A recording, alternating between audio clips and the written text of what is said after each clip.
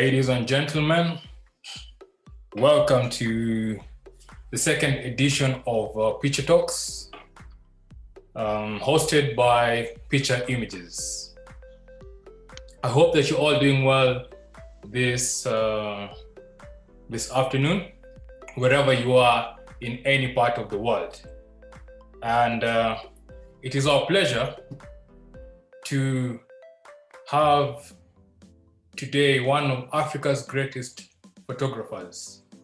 And I will begin by introducing him briefly and introducing Picha. So once again, I'm sure that if you're here, you probably registered and you interacted with the Picha Images.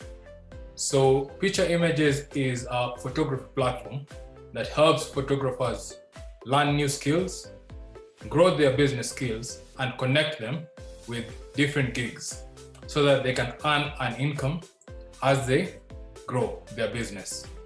And today, we are joined by the one and only Kureng Dapel, born and raised in Nigeria and a proud citizen of Africa. With a passion in digital arts and photography, including theater, he uses his talents to advance human rights through imagery. And he focuses on gender-based violence, cultural rights, and children's rights in his work. He is the winner of the Who is Who Award, as well as the African Rising International Award. So it is quite an honor to have him here today with us. Welcome, Mr. Dapel. Thank you very much. I hope my sound is on. Is it? Yes, it is. But if you could increase the volume, it'd be good. How about now? Yeah, that is better. Oh, okay, great. Hello, everyone.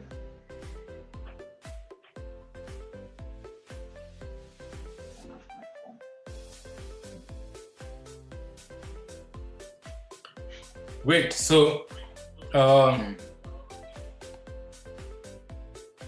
welcome, and a few housekeeping rules. So, as a participant, please keep your mic muted at all times through the conversation. We will have a talk with Dapel where I will get to ask him a few questions along the way. He will share his story with us, as well as how he goes about creating his work. Then, towards the end of the talk, we shall have a session for questions and answers where you'll get to ask Dapel the questions and he will answer them. You are advised to type the questions in the chat section to make it easier to keep track of it in advance and ask it at the right time. So without further ado, let's dive right in. So, Mr. Dapel, how did you get into photography? Okay, so honestly, most times when I'm asked these questions, I'm like, I honestly don't know it myself because I feel like photography chose me. I didn't really choose photography, considering that my late dad was a photographer. So growing up, I was seeing a lot of, negatives, old cameras. I mean, then it wasn't old, but there was a lot of cameras and stuff around. So I didn't know that unconsciously I was admiring these tools, right? So it was more like I was just seeing it and that's it, And fast forward in 2008, someone gave me my very first camera, an 8 megapixels Canon camera, and boom, I basically started photography from there, unprofessionally. And how long have you been Canada somebody? Mm-hmm. So how long have you been doing it up to this point? So from 2008, I got my camera and I started photography. like I said, unprofessionally, basically shooting everyone, trees, birds, anything I can find on my path. And sometime in 2014 was when I took it serious, because I realized that I could actually make some money also from it, because I take pictures for leisures, and people are like, hi, can you give me this picture? Can you print this picture? So the demand, was very high, and I was like, okay, I'll do it. So I professionally started from 2014 till now, basically. So a lot of your work features creative concepts as well as composite images.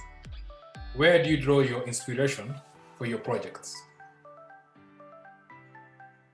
Okay, so I literally get inspired by almost everything. I wouldn't say this is like, I don't have like a guideline or a template to my inspiration, because anything can inspire me, literally. Like right now, just even looking at you, Rich, and those pictures in the background, I'm getting some crazy ideas, So sometimes from my environment, I see something, I usually would just write just one sentence down, on what I want to do. And then once I have that one sentence, then I go on the internet. I just go on Google and just type, say maybe I just want to do or I just see something about domestic violence, for instance, right? I just go type domestic violence on Google, and then I check the images, right? And then from there, I see a lot of things. And then from that, usually it will lead me to Pinterest, where I see even more ideas, and I'm able to find certain pictures or reference pictures that suit the images that I see in my head, and it kind of gives it more color. So that way I'm able to have a guideline. But ultimately, I don't know entirely what I want to do till I'm done with the edit, because I don't really have it clear till I sit down on my computer and I start editing. Sometimes I'm like, wow, how did I do this? So that's basically how I go about it. So does that mean that your creative process is more of evolving rather than stuck in one state from the beginning? Absolutely. I think I evolve. There are times where I even start with a particular concept, and then by the end of the project, it's completely something different. So I'm not rigid. I'm very, very flexible. But there are times when I do certain jobs where your client will demand that he wants this, and you have to stick to the rules. But when I do passion projects, I have no limits. I'm like water. I can flow anywhere, take any shape, any color. Speaking of passion projects and collaboration, I know that you're big on working with other photographers and creatives in bringing your vision to life. Now, two of the photos behind me are from a project that we did with you. Correct. And many people wonder, as a photographer, first of all, you're a Nigerian who came to Kenya to do the photo project. So how do I travel as a photographer to take pictures around the world? And secondly, how do I get to collaborate with other creatives to bring my vision to life? Interesting question.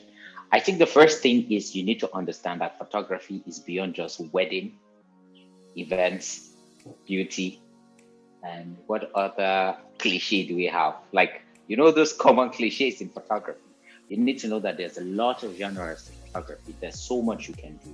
You can be a product photographer. You can diversify.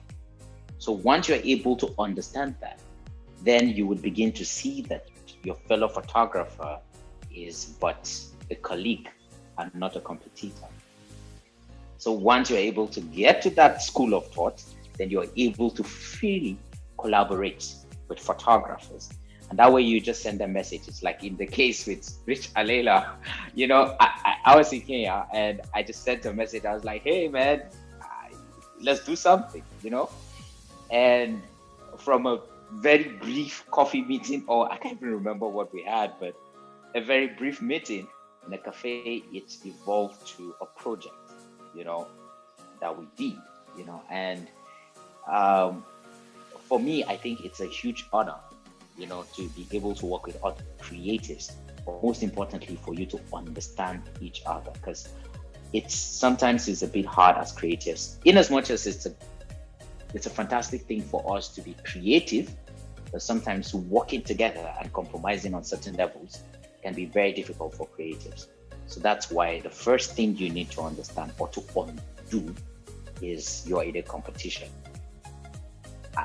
I don't see it that way. I just see it as we all are colleagues, and there's a style of photography that you do that I don't do. There are times when I would need your strength, and there are times when you would need my strength. It's a teamwork. And that's why most times on my photography, I would say teamwork makes the dream work. Honestly, I believe that.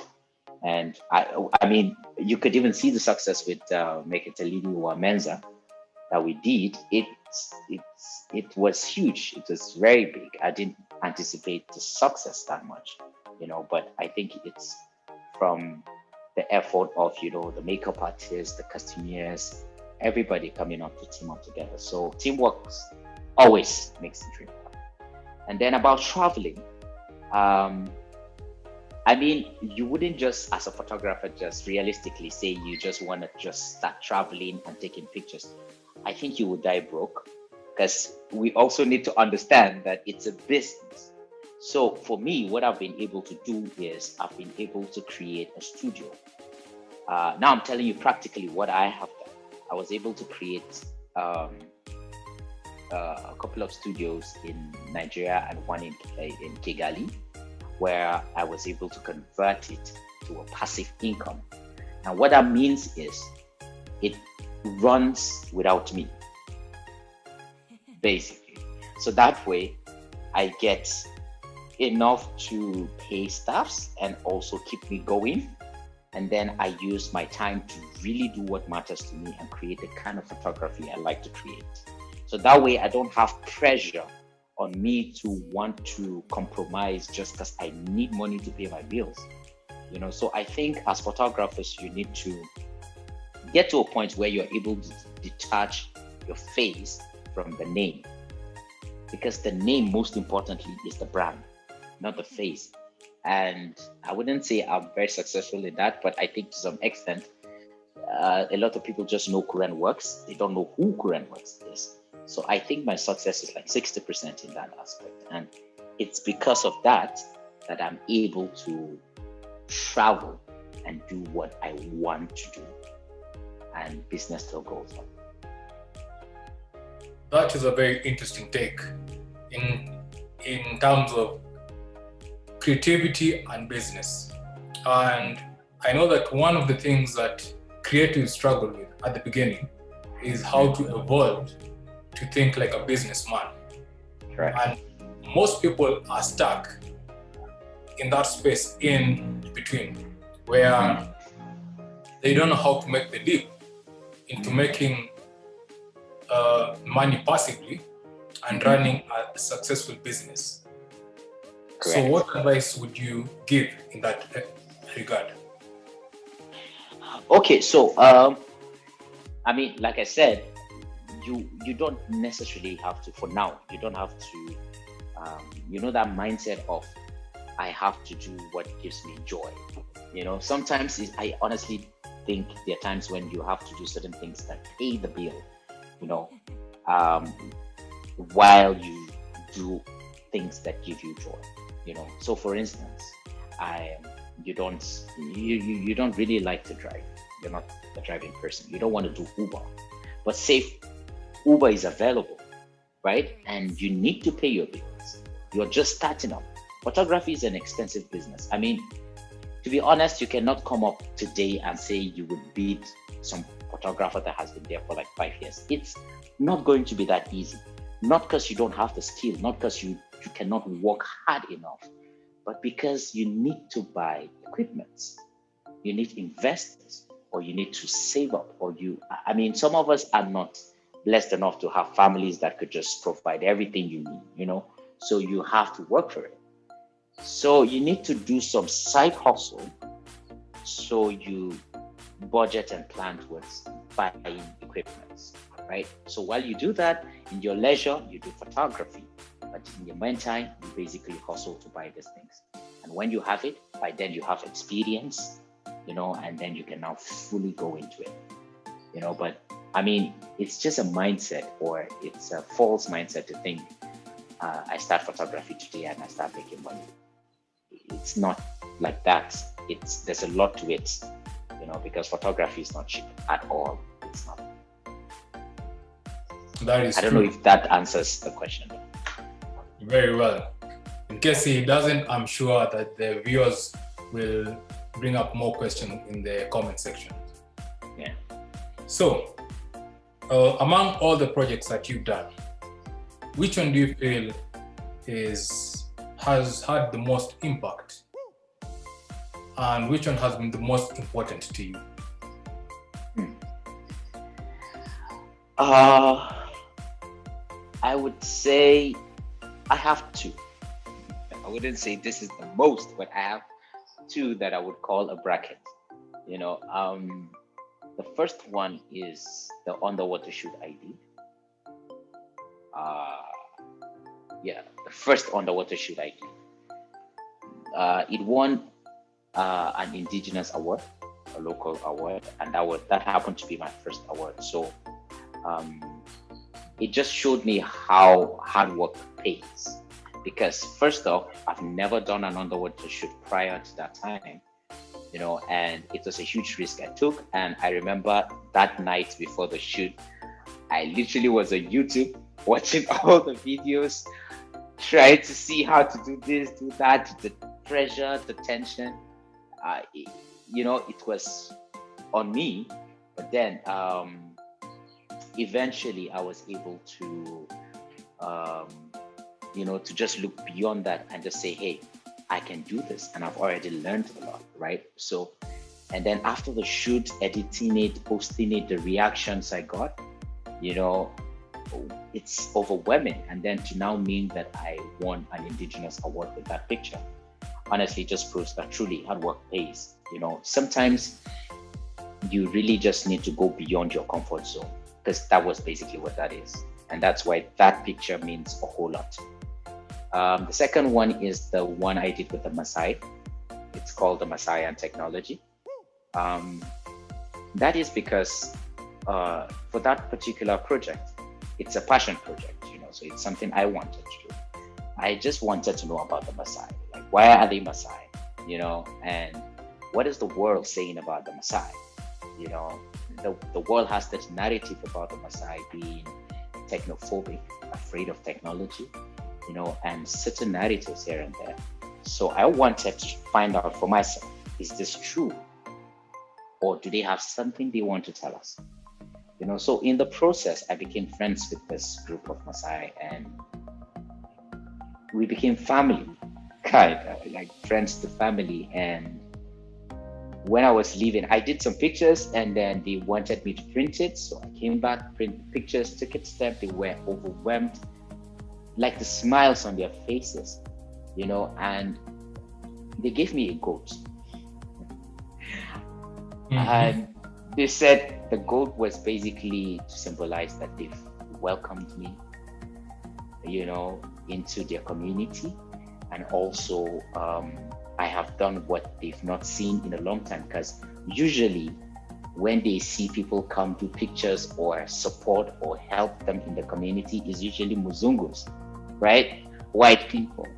But they are just surprised to see that a fellow African based in Africa is able to do this for them, and even looking towards doing a water project in that community. So that was amazing. And to me, I was like, wow, I didn't know I could use the camera as a tool, and it was really rewarding to know that I can use my skill beyond just taking pictures, but also to change the narrative, and create an impact. So those two. Wow, for the viewers who are wondering what these projects are, I'm going to share my screen with you so that I can show you what he's talking about exactly. So this was the project for the Maasai, am I correct? Yes. The Maasai and technology.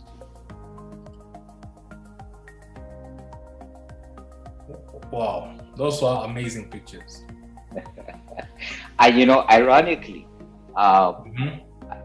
I mean, I went there with the mindset of, mainstream media that says that the Maasai are scared of technology, only to get there and discover that these guys were using solar pallets to charge their phones. They are on Facebook, and they were willing to interact with my drone, my laptop, and it was just amazing to see that. So I'm like, okay, so why are you like this? Why are you Maasai? Why do the world think you are scared of technology? And they told me that they only understand the place of technology, but also they respect the importance of their culture. So I think that is what I learned, and the world needs to learn that too. And it's important that you mentioned the fact about African photographers going out to create and tell the African stories, which I also believe that is an important aspect of creating as Africans, because we know how to tell our stories best rather than Correct. those from the West. Correct. And I feel like it's high time for Africans to begin to tell their own side of the story, because for a very long time we don't really write. We don't, like, if you even go on the internet and you just type Africa, even the kind of images you would see of Africa sometimes are a bit appalling. So I feel like African photographers need to take that mantle and begin to change the narrative, not just with pictures, but also with actions, like what I did. It's about taking pictures, creating a narrative, but most importantly, it's about connecting, because I feel like it's high time that Africa unites. I don't know how that is going to happen, but I believe it will someday. I guess that is upon each and every one of us as African creatives to do that. And this is your second picture from the underwater shoot. And if I may add, this is a shoot that actually inspired me to also go into shooting underwater. And the fact that you created behind the scenes videos, I had never seen any other photographer who had shot underwater till that point. And you were the first one whose work I saw. And I must say that when you see the work from the West and the ones of white people underwater, it's quite different when you try to shoot a black person underwater, because the light does not hit the same way. True. So yeah, this is the second image, and in the interest of time, we'll jump onto the next session now. So we were playing this video that got a lot of interest from people.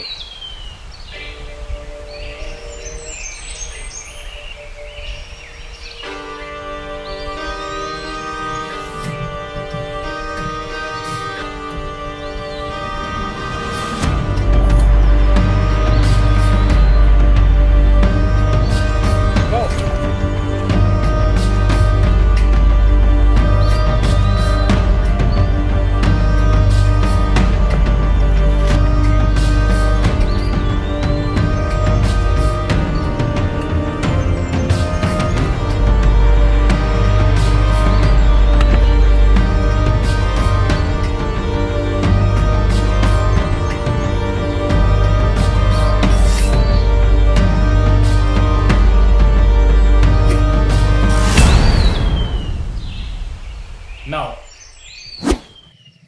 using that video as an example, could you break down that image for us and share with the audience what goes into your workflow from imagining the image, organizing to get people together on the site of the venue, shooting, and eventually editing and delivering to the clients.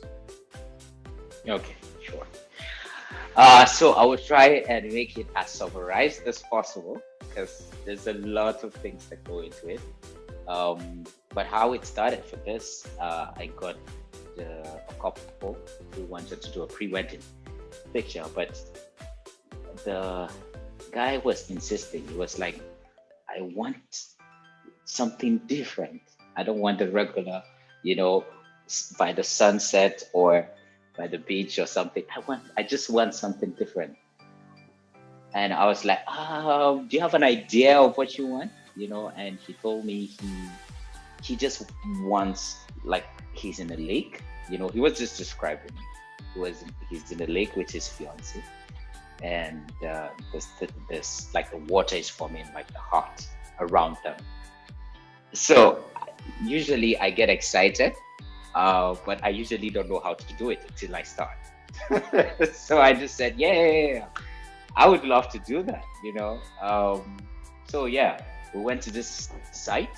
First off, I had to go look for the location to see where the sun is falling at what time, considering that I was trying to keep it as natural as possible. And by natural, I mean whatever elements I use in creating that Photoshop should be taken from there, not getting some pictures from somewhere on the internet and creating it. I don't know if it makes sense. All right, so now I'm going to share my screen and just walk you through the build-up given in Photoshop. All right. Okay.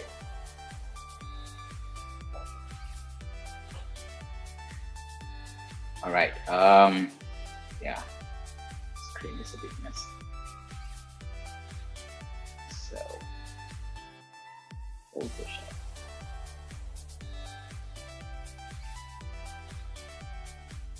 By the way, the 2020 Adobe Photoshop is really nice. It has some amazing features in it. Like it can crop on auto now. You don't have to manually crop. And some other amazing gems in it. Go check it out. We'll be sure to check that out. Have they paid you to say that, by the way? No. I just genuinely like Photoshop. Photoshop is amazing. Okay, so this is the how do I put this guy? All right, good. Okay. So this is like the finished work or almost finished work, but I had to create everything from scratch. First off, for me to create this, and when you're dealing with water, there's a lot of distractions going on here, and you don't want your viewers to be very distracted, so I had to make sure that I shot on a wide aperture, so that way the background is completely blown away, and you're able to now, the water pops out. Now that's one. Two, my choice of color, yellow. I remember telling them if they have yellow, it will look good on green and the water, and it will help them stand up. As for this, the sun was actually setting. However, this was slightly enhanced, and this is what it looks like. Now, this picture was shot with 135mm, a Sigma Art 135mm.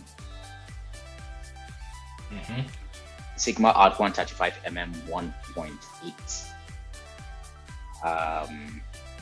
So that means I'm not able to snap this wide with the 135mm. So what I had to do for the first one was to take a panorama of the environment on the desired aperture I want. Okay. But then this was already, I don't know, for those that do not know what panorama is, you basically take you take a series of pictures and then you kind of merge them to become one. So maybe you take 4 pictures of different angles. So you take ba ba ba ba, you know, and then you merge them in Photoshop simply by going to File and you go to Auto Merge and you have Photo Merge. So once you click that, it automatically just navigates you to where you would find the pictures, and you just select them, and Photoshop does the work for you to join it here. Okay, so that's the first thing I did, and the reason why I had to do a panel here is because I want that bouquet, you know, on the background. Remember, I shot with a wide aperture. Now, I don't know if you can see my layer.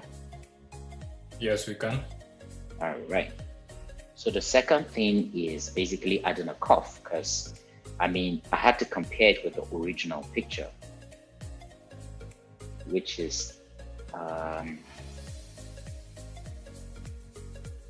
the main picture was kind of lighter, like it's kind of brighter, right? Like the exposure. So that was why I added my curves layer and basically just dragged it out slightly. So this is not like a tutorial per se. This is more like I'm just walking you through how I created this, you know, but I believe you will pick one or two things. Then I took different parts of the picture. There's something I call elements. So when I'm doing composition, I usually have an idea, just a slight idea of what I want to create. So I take extras just in case. So like in this case, I actually took just this part in the panel because I was like, I needed it. Now, usually there's somebody in the water here that is holding this to fly it, right? But then if I have him here, it's going to be very difficult for me in Photoshop to take him out and still get the ripples in the water. So that is why the first thing I needed to do was to get a clean background, just the way I want it. Then I can start adding and fine tuning each layer. So this is what this would look like.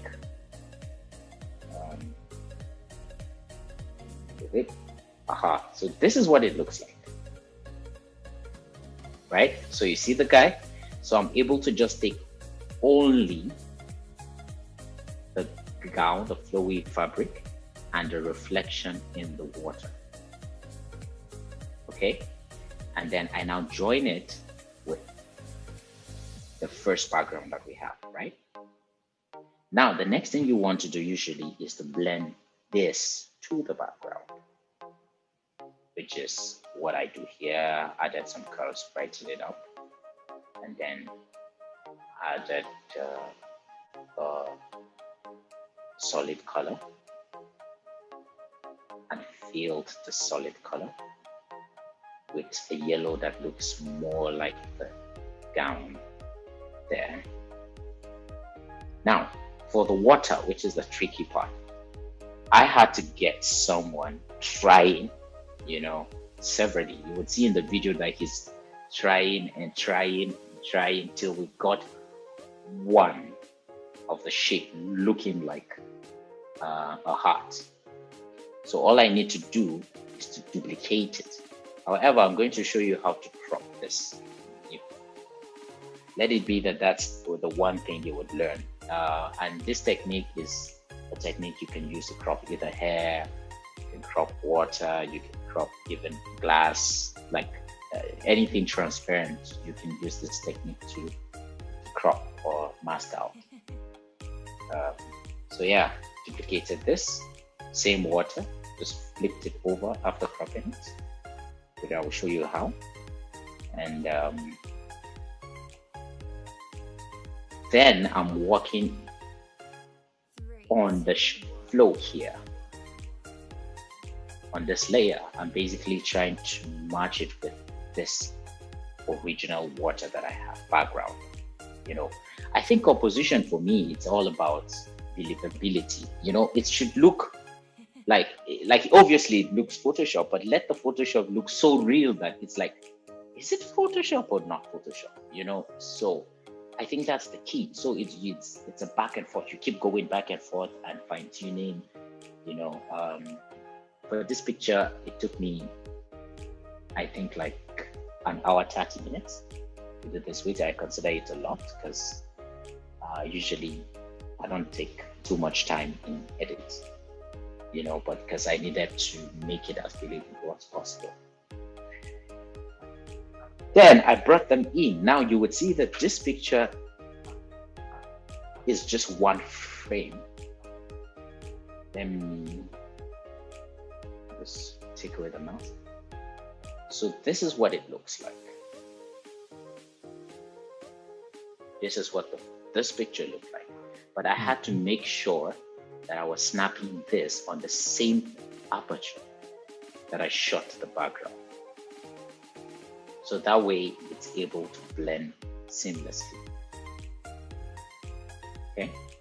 Okay.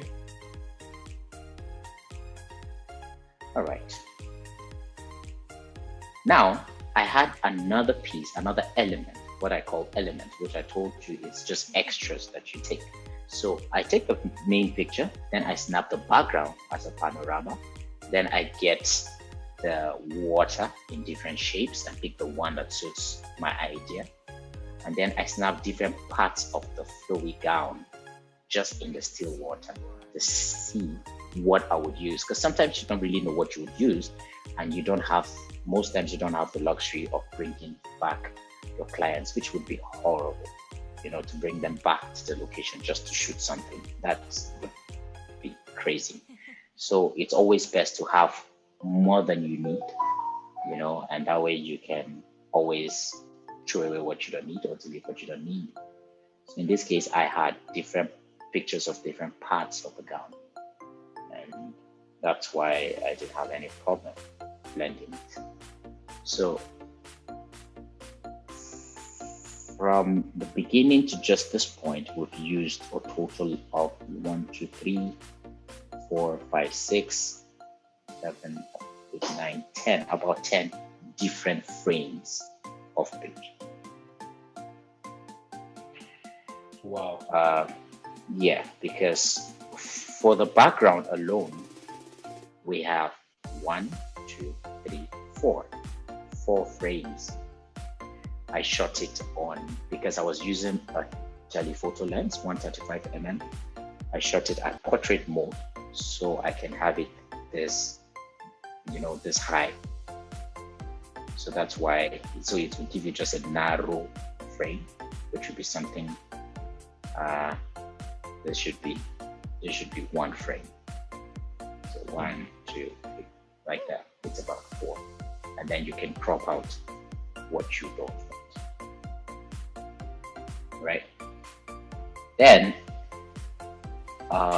basically the rest is basically fine tuning. And then there's this part where, I mean, if we just leave it like this, it's okay. But for me, I feel like it would make more sense if we could show where the water is coming from. Because for water to create the shape, it comes with a lot of energy. And this was all shot with a fast shutter speed to freeze all the particles. So there's a lot of energy. When you do fast shutter speed, you basically are trying to portray a lot of speed and energy. So using fast shutter speed here, I thought I should probably show where this heart is coming from, like not from behind them. From behind them, anybody could just do that, So what if I could show it's coming from here? And on location, we basically use the stone. That's where the guy, the lifeguard, was holding the stone and just threw it, boom, and I got that splash. And that's basically what this is here. Okay. Mm-hmm. And then, of course, I have to color grade it to match this one. And that is also very easy. I will show you. And then a lot of color grading. And once you crop out like water, the more you duplicate that layer where you do the cropping, the more sharp it looks.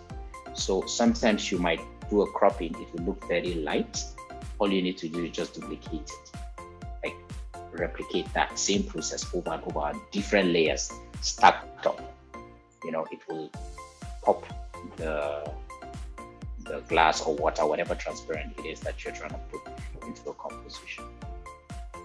So at this point here, I was like, it looks good, but I can do more, because I always ask, what can I add to this? You know, but also sometimes you need to know when it's enough, because you might just keep adding and it gets too much, you know, or sometimes you might feel like it's not good enough. You know? So you need to know when to stop. You know, so for me, I know there's a limit to when I just get, if I like it, I'm comfortable with it, I'm okay, you know. So at this point, I needed to add. I just was thinking if I could have the water just come here, so it goes round and just comes back down here. So, and all I needed to do was to duplicate the water, and then to clean out with a layer mask, I just needed to clean out areas I don't want on her with my brush and a sharp edge. And of course, if there's water here, then it should take, because it's transparent, it should take the color of her yellow dress. And that's why I have this yellow, just color grade it. And you would notice that at the edge of the picture here, you would also see that I color graded that part also, because I mean, I knew I was gonna add the sunset somewhere here, like a glow or a light rays or something here. So it should reflect in the water. Like walking you through this, you would see that there's a lot of thinking in composition, and you can only be better at it if you practice. You know, you just need to practice and also observe your environment, because most times I would just sit and just look at the way shadows are falling on the table, or the way the reflection is on the glass. You know, that just helps me see how shadows fall, how highlights react or interact with certain elements. So it just makes me a better compositor.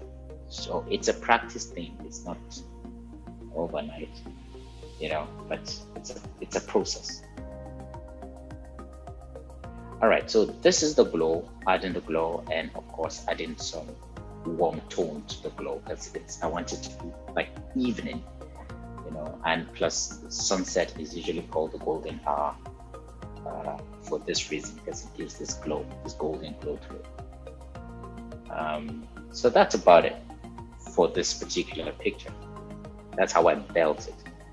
Now, if there's any question I could already answer before I show you how to crop water and glass and just complicated things.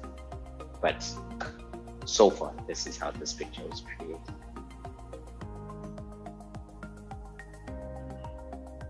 As far as the questions go for this part, Alan Mangongo asks, could you go through the steps for photo matching again? How to photo match? How to photo match? Okay, so why don't I just open Lightroom and just show you, even on Lightroom, how to just photo match. It's called a panorama.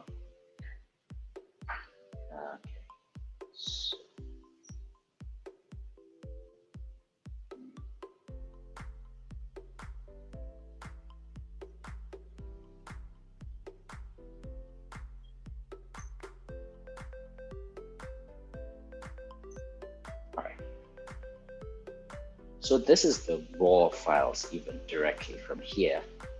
And you would see that there's a lot of pictures I didn't even use here. I put it here.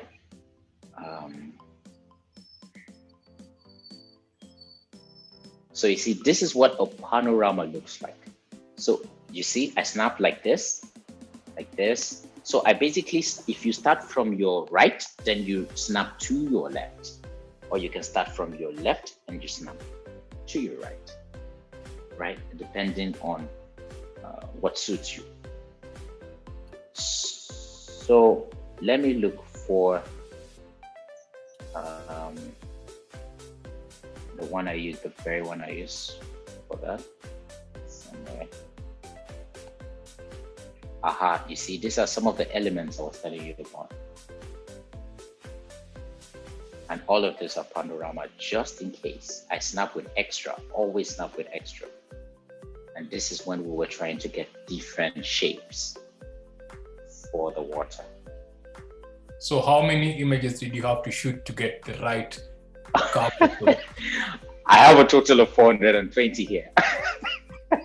Just for one image. I mean, usually sometimes you find other ones that are amazing as well along the way.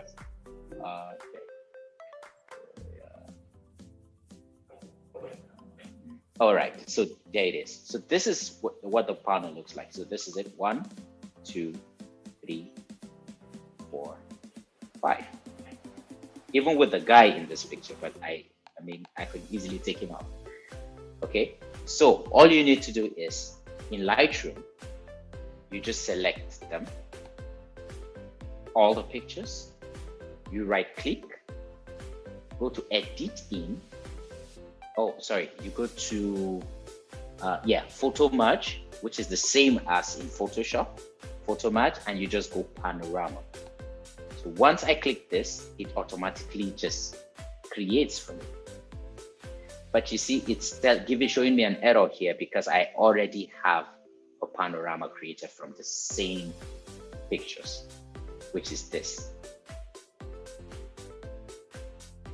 Okay, so that's all you need to do. You just select them and you do it. Most times it's even better for you to do it in Lightroom, because in Lightroom you still have the flexibility of still playing with your highlights, shadows, midtones, all of that to look even more real.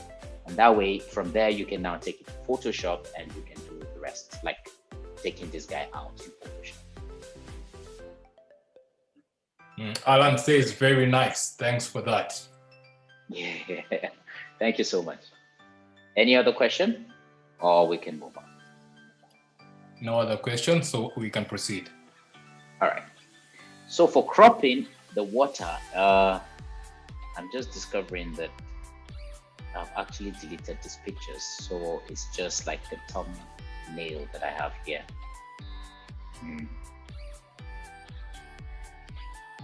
All right, but I could show you.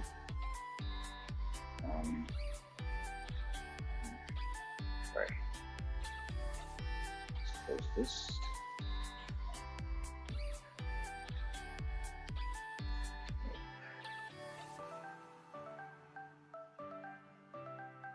All right.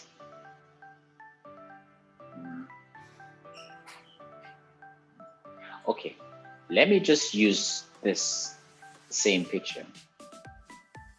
And then let's just see if we can crop that water out, because it's about the same process. Say, for instance, we want to take this out now and you want to put it somewhere else, right? All you need to do, of course, you cannot even try cropping it with this, your quick selection tool or your magic wand. Any of this would not work for this kind of selection. You see, the way Photoshop works, basically, it's about knowing what you want to do, and seeing how can I improvise with certain tools, right? So sometimes you might use tool A to do something completely different for what it is meant for. That's where the whole learn the rules, then break them. But you need to learn Photoshop. You need to understand this is what this is for, this is what that is for, So that way you're able to say, okay, if I want to create this, this is how I do it. If I want to do this, this is how I do it. Or I can improvise using this tool or that tool. So to crop out this, first off, I duplicate my image before I do anything on it, just in case I need to go back to the original. And you just go to your under select, you come to color range, you select color range. Now, what this does basically is Photoshop tries to detect a particular portion of the picture that has the same highlight, shadows, and color. But of course, Photoshop is not as smart as you are, so you would have to guide Photoshop in this selection. So to do that, all you need to do is just, now you see, once you hover around the picture, you would see that your mouse turns to like an eyedropper tool. I don't know, can you see it? Yes, we can. So all you need to do is just click on the areas you want. So what you see in white is what would be cropped out. What you see in black, basically Photoshop, black conceals, white reveals. Okay, when it has to do with masking, white reveals, or white shows, or white opens, black closes. Okay, so everything you're seeing in black would not be in your mask, would be hidden. Then once you do that, then you need to fine tune using your fuzziness. You just need to fine tune it. Can you see? Mm-hmm.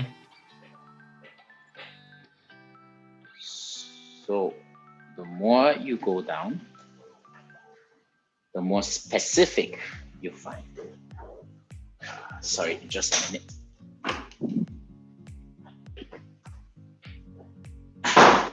Yeah, sorry. All right, so the more you go down, the more specific you find. So say for instance, we want to stop somewhere around here, I like. Okay. So you just, okay. Now you have a selection. However, there are other parts of the image that were selected that we don't need. Okay. So all we need to do is to go to fine tune. So I'm struggling with the zoom thing up here. So once I go off it,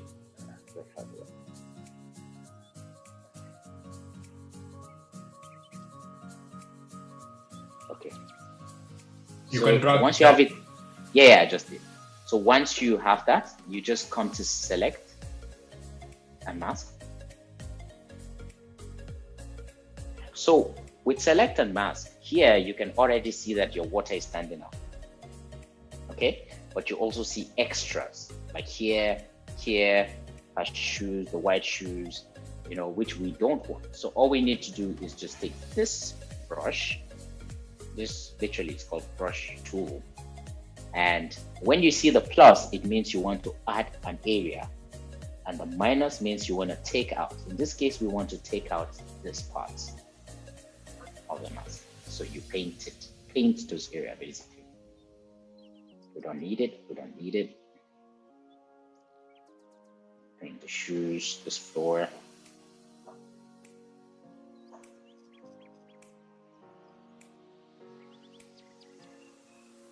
All right, so just a rough one, but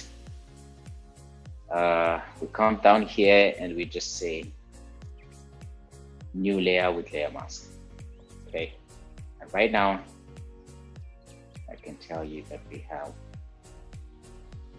our water cropped out, but let me just plot this one.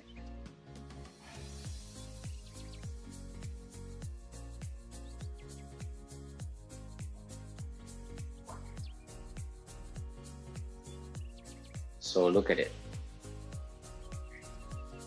Of course, you would see some flaws here and there, but this is not the main thing.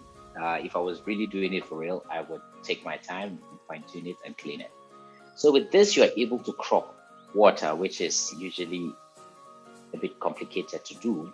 But using that technique, you're able to crop out here. So you see with this now we can put it anywhere, and you can duplicate, you can clean, you can fine tune on the mask. All you need to do with this layer mask is to take your brush, B for your brush, and with white as your selection. If you paint, it brings back details. Remember, white reveals, black conceals. And with black as your foreground, once you paint, you take away parts of your selection. Yes, any question with this? Oh, we're good.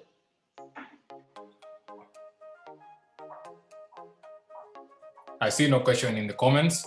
Arnold asked whether you're using Photoshop. Yes, this is Photoshop.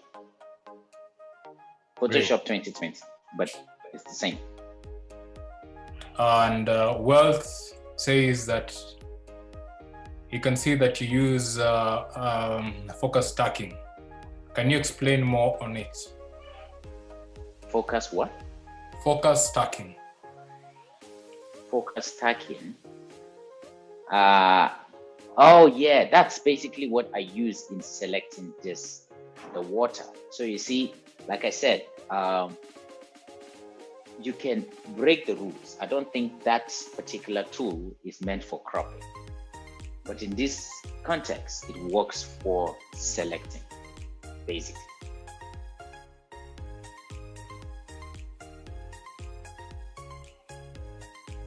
And Bismarck asks, can I do the edits on my phone?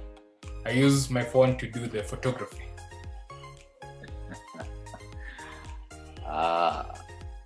Sorry, man. you not this kind of edit. I mean, there are basic edits you can do on your phone. There's a Photoshop phone version and Lightroom phone version. And if you use an iPhone, that means you are able to even shoot on RAW. That's the new iPhone. That means you're able to shoot on RAW. And if that is the case, then you can edit it on your phone, like highlights, shadows, midtones, basic edit, but not composition. Maybe, to my knowledge, I don't think you can, but you never know. Just Google it. Maybe you can.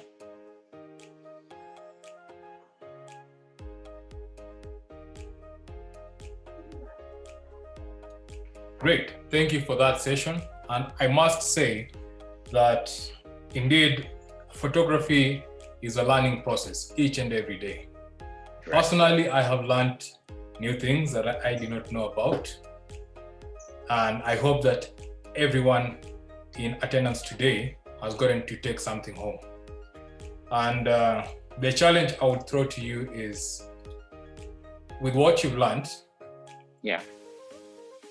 to our viewers, go out there and practice the same, because I believe that with continuous practice, then you're able to reach perfection, if it is possible, if perfection exists in the first place. Okay. Marvin says this has been so enlightening. Good. So we have a couple of questions from the viewers. And in the interest of time, I will dive right into them. If you have any questions, please drop them in the chat, and we shall ask Dapel. And by the way, just before we continue, I would like to tell our viewers that it is quite an honor today to have Dapel, because today is his birthday. And he has sacrificed the fun out there to come and teach us new skills. Yeah, my pleasure. Happy birthday, man. Thanks a whole lot. Yes, party after party, After the meeting, it's party after party. So the first if you're in Dubai, you're welcome to come to my place. Yeah. So the first question comes from Ella, and It says, what has been the most challenging experience you have had as a photographer, and how did you overcome it? I think it's pricing. It's usually very challenging, when people ask you, how much do you charge? I just go blank, like, I don't know what to say. So that has been a big challenge for me for a long time, because most time as photographers, we understand that the art of photography, but we don't know the business side of photography. So it can be a bit challenging. I mean, in Western worlds, I know there are times where you see photographers have managers, and they basically market and manage them, and all they need to do is create art. So for me, it was a struggle till I was able to create like a template where I say, this is what I charge, and I do like the maths on the time required for that edit or for the shoot, what camera I would be using, what lenses I'll be using, how long will it take. So all of that factored in, I'm able to give a price. But before now, that has been my method. Thank you for that. From Lewis, what is your advice on how to balance a different career and photography? And what can a person do to make photography a full-time paying job? Yeah, I think I already answered that in the beginning of the class, where I said you should be able to create some passive income, or just have some side jobs you do in the meantime, especially when you're starting up in photography, because photography is not cheap. I mean, starting up, and once you're able to have that coming in, or you have certain jobs you're doing by the side, and you're able to save up, you're able to buy certain equipment or lenses or cameras that you need, then you can now venture full-time into photography. But I wouldn't recommend that you just go full-time right now into photography, especially if you're in Africa. It wouldn't pay your bills immediately. It's a process. So it's more like test the waters before you die. From Anne. So Anne asks, in what circumstances does creativity substitute knowledge? And which is more important? In what? Again? So she asks, in what circumstances does creativity substitute knowledge? And which is more important between creativity and knowledge? Okay, so first off, it's a bit confusing because I consider them to be one and the same. I mean, according to Einstein, he said intelligence is creativity having fun, and intelligence comes from knowledge. So to me, in my opinion, it's about the same thing, because for you to be creative, you need to be able to use the tools available to create what you see in your head. If I imagine this, for instance, say I want to create this, but I don't have the technical know-how, or I don't have the equipment or tools to create this, then no matter what I imagine in my head, I might not end up bringing this to reality. So I think it works together. I don't know if I answered that question. It's a bit intellectual. Anne will tell us if you answered it. Okay. Yes, and so Frank asks, from what you know, is it learned or is it talent? And where would someone learn such things? Okay, so I mean, talent is overrated, because honestly, I've seen that you can literally learn anything right now. This generation, we are so blessed.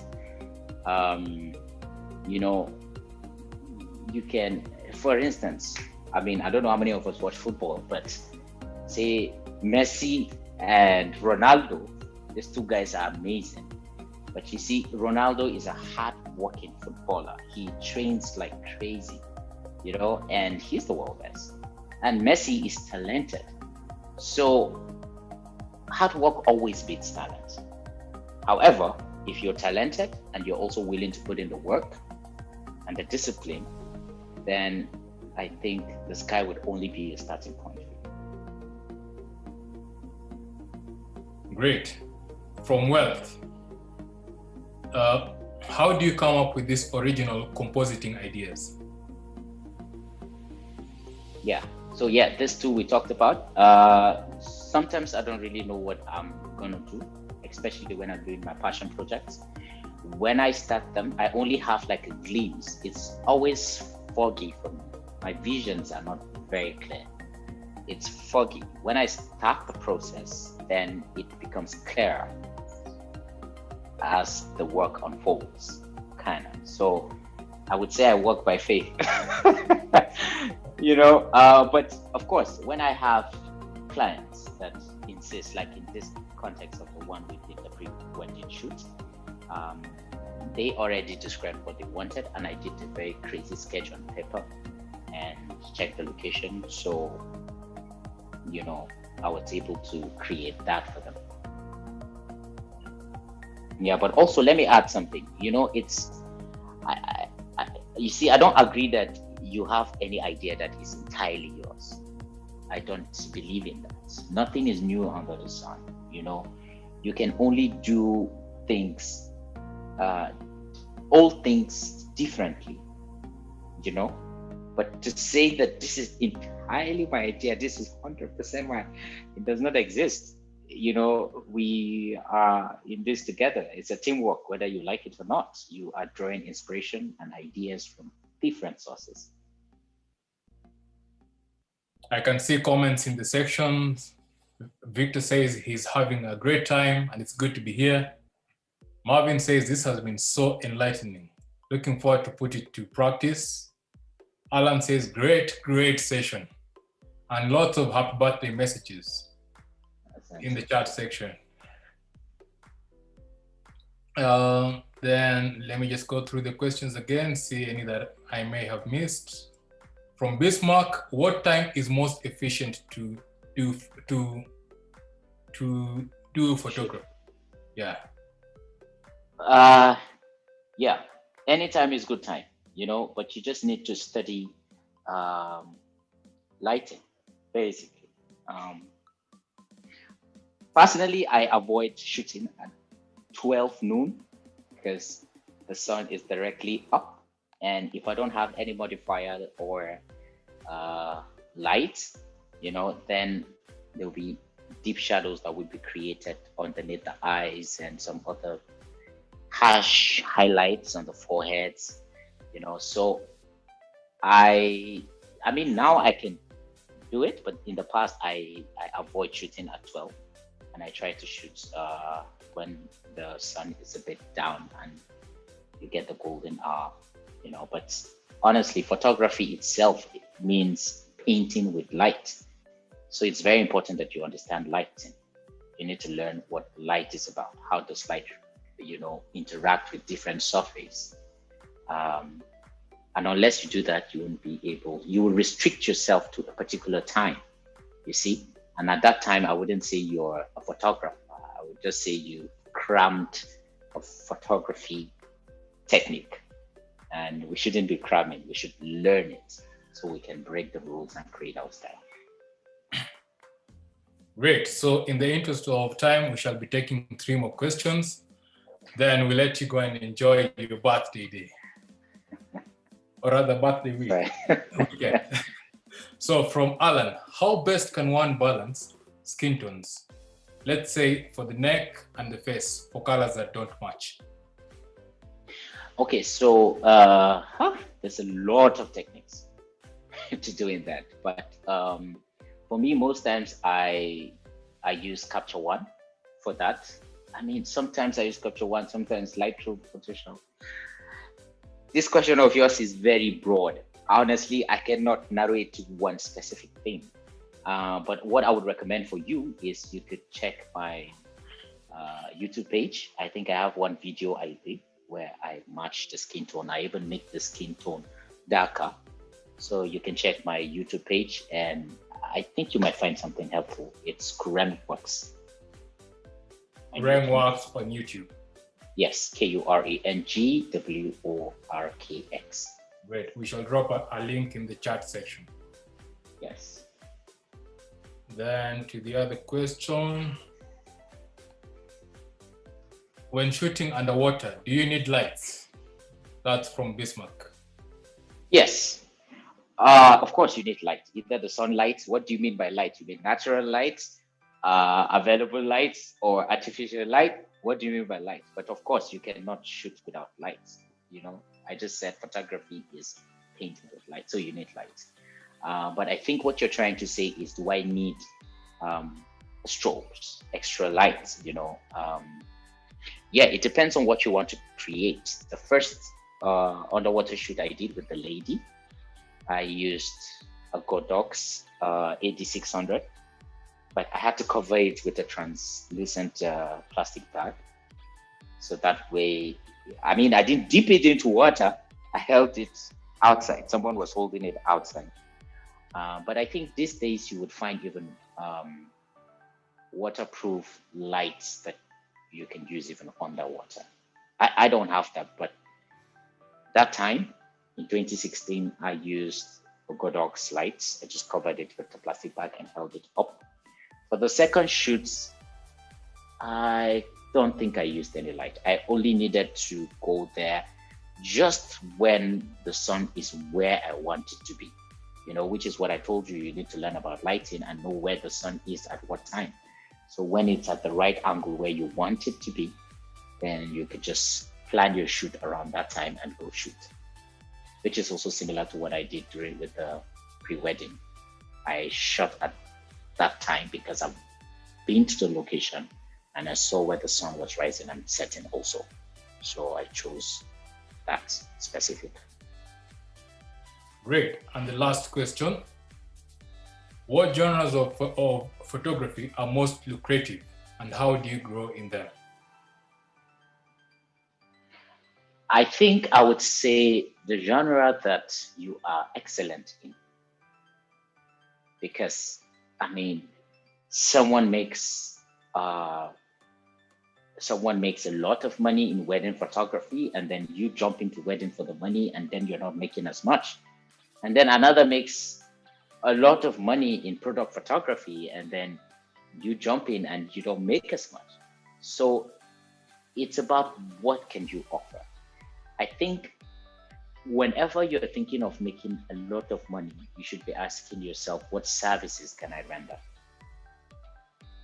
How can I stand out?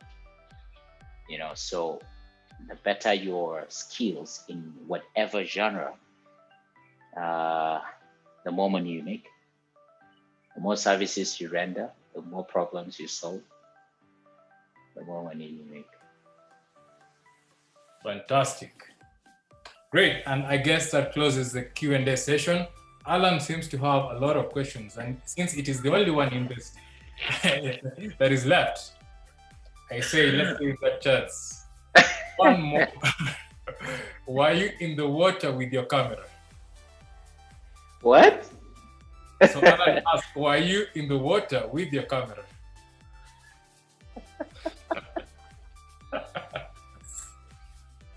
Okay, that's why it's called an underwater photography, because you need to be under the water with your camera. But of course, you don't just go with your camera. You need to have an underwater case. They are cheap ones, they are expensive ones. So you need a case. It's like for the one I use, it's like a plastic bag that is designed in the form of a camera, and you just put your camera in it, and it protects your camera from water when you go down. You know, but you have the fancy ones where you can really go deep down and do like amazing pictures without having any challenges. But those are very expensive. Like I said, photography is not a cheap hobby. So just know that. Fantastic. That was an enlightening session. And we are glad that you are able to create time today to join us for this. Thank you very much. To the participants, I'd like to let you know that this recording will be available on YouTube. And I know that most of you, if not all of you, signed up for the talks via pichaimages.com.